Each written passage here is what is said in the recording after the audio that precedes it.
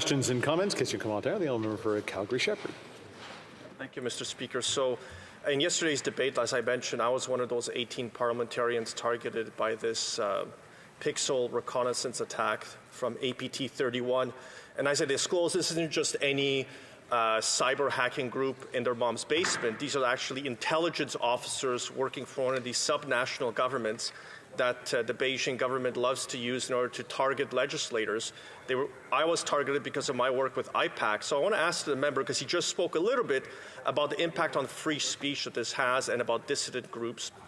And we've heard it from other members as well. This has a chilling effect on diaspora groups in Canada in their interactions with members of parliament. So it's a direct impact on our parliamentary duties and our parliamentary privileges to ensure we can do this work on behalf of Canadians. So I want to hear from the member, does he think this has a chilling effect on people's interaction with MP offices to know that members of parliament can be targeted by foreign governments, and a government that is supposed to be responsible to ensure our protection and our protection of our digital devices and infrastructure chose to do nothing about it, chose not to inform us despite having a moral and ethical responsibility to do so?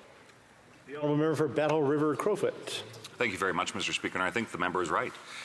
There is that chilling effect, and it's not limited to the circumstances to which we are debating this privilege motion. But, Mr. Speaker, time and time again, we see how we have a government that has refused to act, been unwilling to act. In some cases, we have learned has not acted because it would not have been in their political interest. Mr. Speaker, whether it's individuals coming into our constituency offices, whether it's us as parliamentarians being able to do our jobs effectively, including advocate for some of those who are most vulnerable around the world, or whether it be making sure that all Canadians, including those of diaspora communities that might face repercussions for their political activities in Canada to their family members and whatnot back home. Mr. Speaker, this is so seriously because freedom of expression and the freedoms associated with our democracy have to be guarded at all costs. Questions and comments? Question commentaire. The honourable member for Selkirk Interlake Eastman. Thank you, Mr. Speaker, and I appreciate my colleague from Battle River Crowfoot for his intervention today. And I also am one of the 18 parliamentarians who were targeted by APT-31.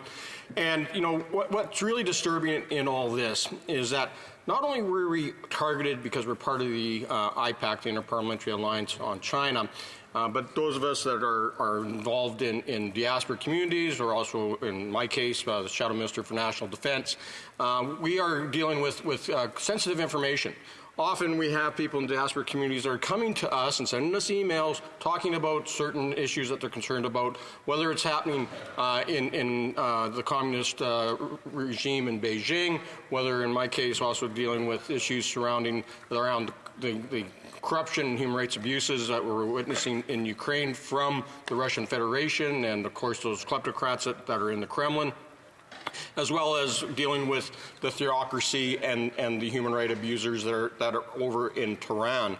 And so those diaspora communities send us emails.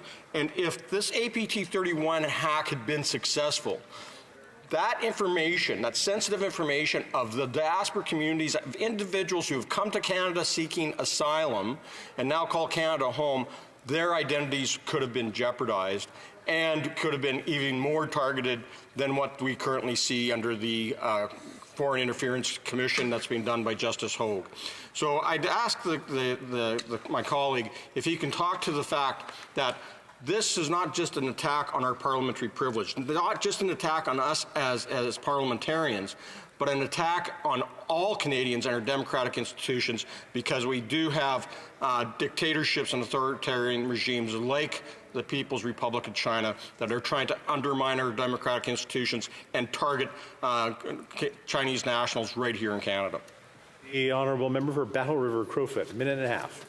Thank you very much, Mr. Speaker, and I appreciate the question posed by my colleague from Manitoba, and acknowledge his strong advocacy in fighting to ensure that Ukraine has everything it needs to be able to defend itself at a time when its territorial integrity has been compromised by a dictator. And I know that Russia and Vladimir Putin's regime is another example of how there has been attempts to interfere in Canadian democracy, and I know that member as well as many other have been sanctioned. And it speaks to the people of this country deserve to have to be protected. So, Mr. Speaker, I would simply say this: it's unfortunate that the government is only forced to act after being pushed. It's unfortunate that we learned about this from our American allies. Action needs to be taken, but ultimately, Speaker, we need a government that takes national security and the freedom of Canadians treats that with the seriousness that it deserves.